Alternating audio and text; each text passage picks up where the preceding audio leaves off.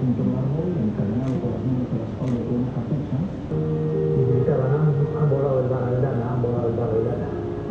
Pero yo sabía que era un accidente y la moto. ¿Que ¿Por qué? Pues porque hay...